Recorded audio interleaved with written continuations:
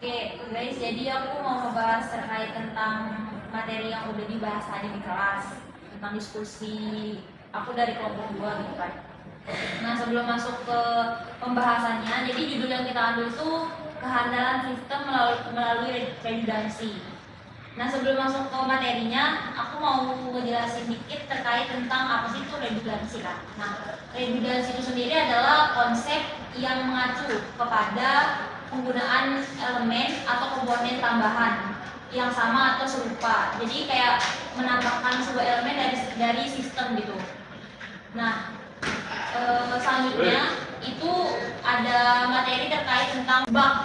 Ya, bug. Jadi bug itu adalah kesalahan atau kegagalan dalam program komputer sehingga tidak berjalan sebagaimana mestinya.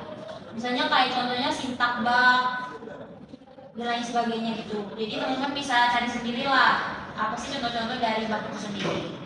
Nah, selanjutnya itu ada tentang kesalahan pada redundansi.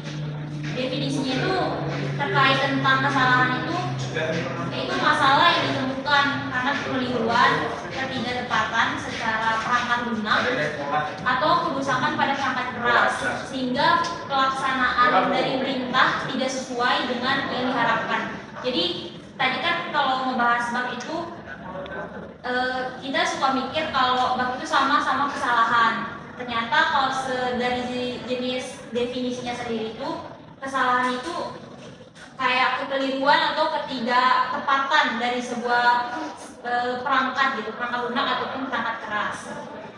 Nah, kalau contohnya itu kesalahan dalam pengetikan misalnya atau kegagalan dalam konfigurasi jaringan.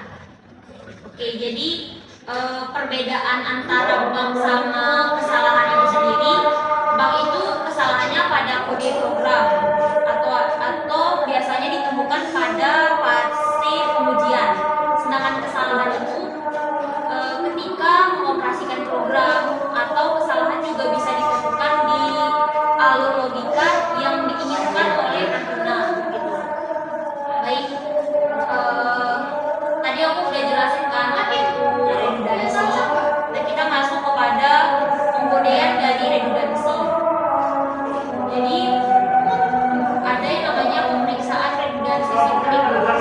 Nah, metode umum yang digunakan untuk mendeteksi kesalahan. Jadi pemeriksaan redundansi sinklik ini tuh bertujuan untuk mendeteksi suatu kesalahan. Jadi berbasis pada pembagian biner. Ada CFC berfungsi dengan menambahkan beberapa bit redundan pada akhir data dan membaginya dengan pembagian yang ditentukan gitu. Nah, ada juga yang namanya koreksi kesalahan maju. Jadi ada teknik yang digunakan untuk mengendalikan kesalahan dalam transmisi data melalui saluran. Nah, pengiriman pengkodean data menggunakan kode koreksi kesalahan ini sebelum transmisi, sehingga informasi tambahannya ini ditambah oleh kode yang digunakan penerima untuk memulihkan data aslinya. Jadi ada teknik untuk memulihkan gitu. Nah, jadi tadi di dalam kelas itu kan bapaknya udah ngejelasin kan tentang sedikit tentang mirroring dan replikasi gitu kan. Nah, aku mau ngebahas dikit tentang persamaan dari mirroring dan replikasi ini.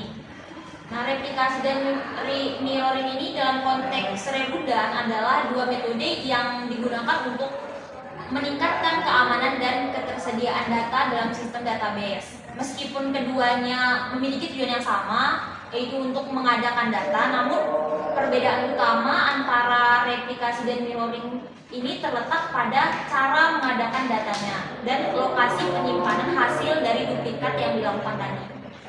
Nah, kalau misalnya replikasi itu sendiri, proses penduplikasian ini infrastruktur database beserta semua data yang ada di dalamnya secara keseluruhan.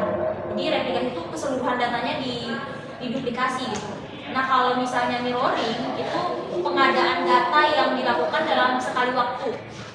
Jadi di mana setiap data yang ada dalam database biasanya perusahaan digandakan secara identik dengan data aslinya, kayak sama gitu. Penduplikat gitu.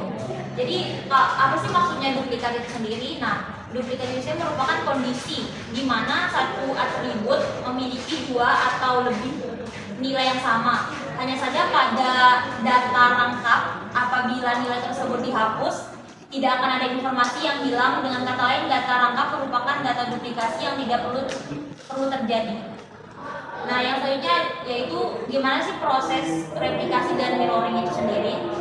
Nah, dalam studi kasus nih, aku mau ngebahas sedikit tentang studi kasus. Dalam beberapa kasus, replikasi dan mirroring itu sendiri digunakan secara bersamaan untuk menginstalkan keamanan dan ketersediaan data. Misalnya nih, kita dalam konfigurasi SQL server filter, mirroring digunakan untuk mengadakan data antar server utama dan server replikasi.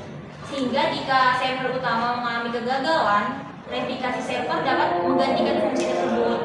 Nah, secara sistem, proses replikasi dan mirroring ini sendiri dalam mengadakan data untuk meningkatkan keamanan dan ketersediaan data dalam sistem database.